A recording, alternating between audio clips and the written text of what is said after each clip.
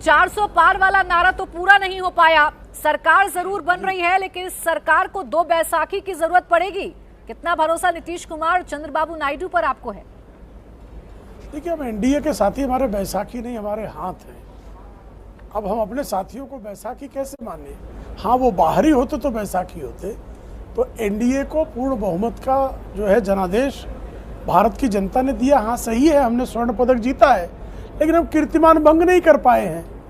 तो कीर्तिमान भंग ना करने का मन में संकोच तो रहेगा, लेकिन इतना निश्चित है कि स्वर्ण पदक हमने जीता है। भारतीय जनता पार्टी को मिली कुल सीटों की संख्या एनडीए को मिली कुल सीटों की संख्या से ज्यादा है। और कांग्रेस जो 138 साल पुरानी पार्टी है, उस पार्टी की तुलना में हम 2.5 गुना ज्यादा सीटें जीतने में कामयाब हुए हैं।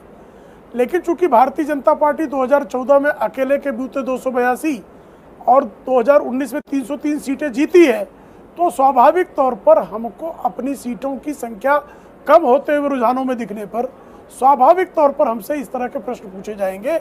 लेकिन हम इसका भी आत्मावलोकन, आत्मचिंतन करेंगे, क्योंकि हर हमने जो है तमाम हारों को पचाकर ही जीत की श्रृंखला प्रारंभ की है।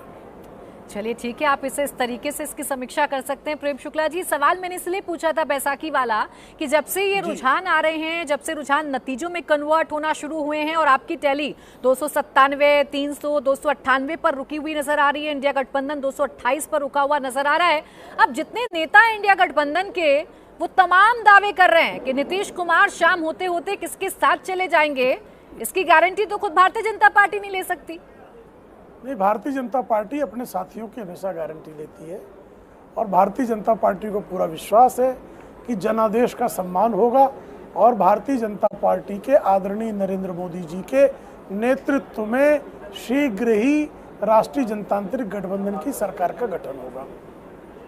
नीतीश कुमार को लेकर दावे उनकी पार्टी की तरफ से भी किए जा रहे हैं। नीतीश कुमार को लेकर उन्हीं के एक एमएलसी हैं, बयान उनका पढ़ रही थी, डॉक्टर खालिद अनवर कह रहे हैं नीतीश से बेहतर पीएम कोई नहीं हो सकता है। इसीलिए हवा मिल रही है इन तमाम आशंकाओं को जो इंडिया गठबंधन उठाने की कोशिश कर रहा है। ठीक है, किसी का बयान कभी कभी क्या होता है कि कुछ परिस्थितियों में कोई मौखिक अतिसार का शिकार हो सकता है, लेकिन आदरणीय नीतीश कुमार की राजनीतिक प्रगल्भता के प्रति हमारा पूर्ण विश्वास है।